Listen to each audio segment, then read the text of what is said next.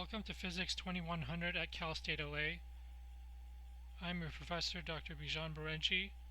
This is video number 13 on the second law of thermodynamics. This is November 2016. The second law of thermodynamics. The second law of thermodynamics can answer questions such as, why doesn't heat spontaneously flow from a cold body to a hotter one? Or why doesn't water spontaneously freeze above freezing point? The second law of thermodynamics relates the direction of the thermodynamic process, relies on a concept known as entropy. Entropy increases in irreversible processes. Entropy is the measure of the disorder or randomness of a system. The change in entropy ds is related to heat dq and temperature T as ds equals dq over T. Note, in an adiabatic process, dq equals 0 and entropy is constant.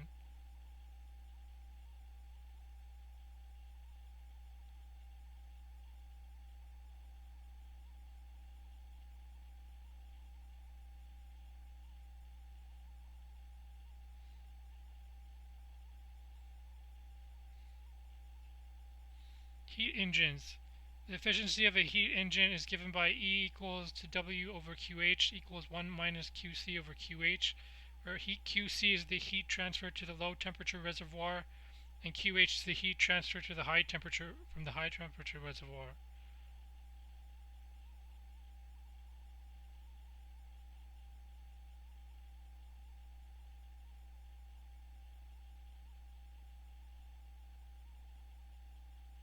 The second law of thermodynamics.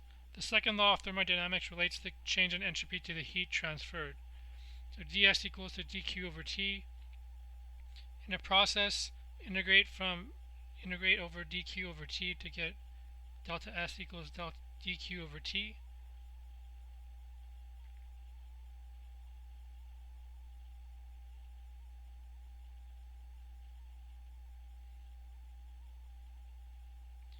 Kevin Planck's statement of the second law.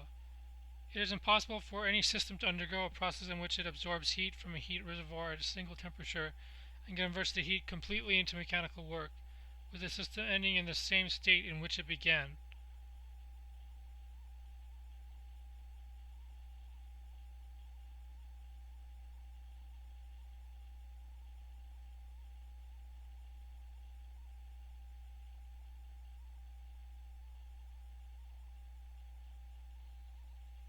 The Carnot cycle consists of 2 reversible isothermal and 2 reversible adiabatic processes.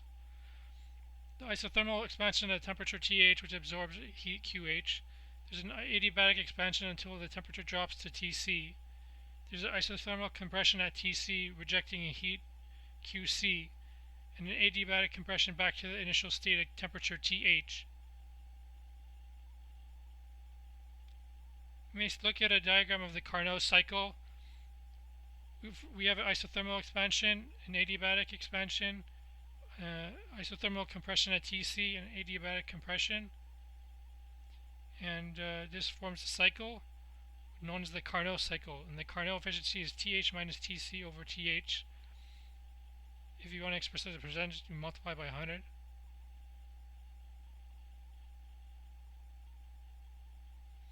Efficiency of the Carnot cycle. For the Carnot cycle, we have the following relation.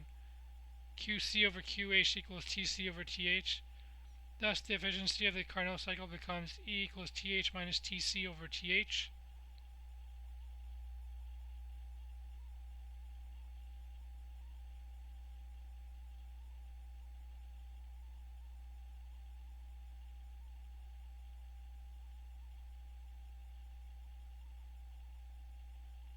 Example 1. What is the entropy change when 2 kilograms of ice is melted reversibly at 0 degrees Celsius and is converted to water at 0 degrees?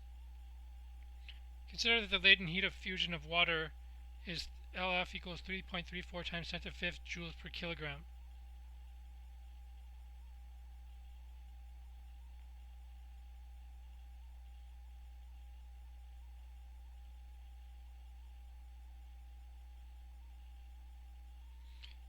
We may first calculate the heat. Q equals to m times L, where L is the latent heat of fusion times the mass, which is 2.0 kilogram, of obtaining Q equals 6.68 times 10 to the 5th joules.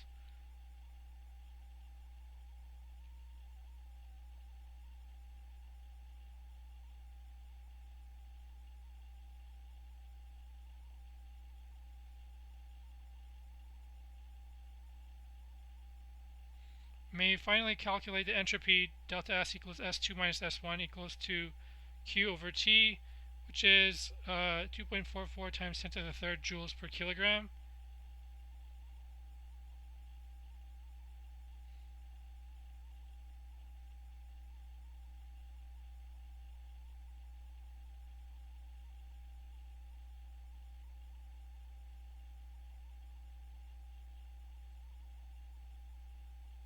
Example 2. What is the efficiency of a Carnot engine with a high temperature reservoir of TH equals 350 K and a low temperature reservoir TC equals 300 Kelvin?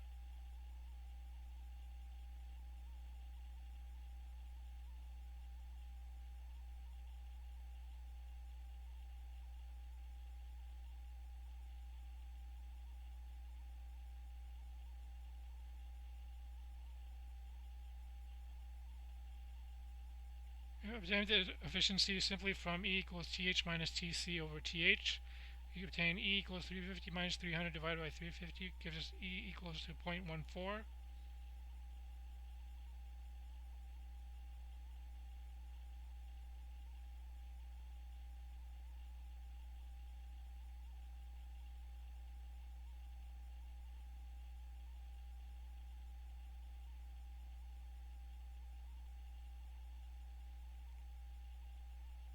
So let's consider example 3 where 1.0 kilogram of water is heated from 10 degrees Celsius to 60 degrees Celsius, and we are asked to compute the entropy change of the water. And recall that the specific heat of water is 4,190 joules per kilogram Kelvin.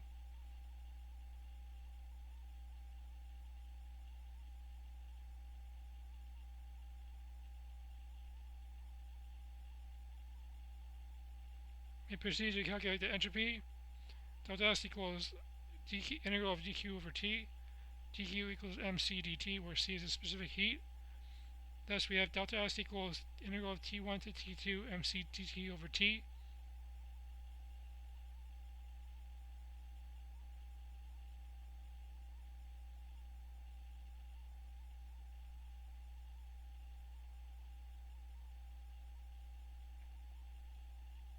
Proceeding with the calculation, we find the entropy change.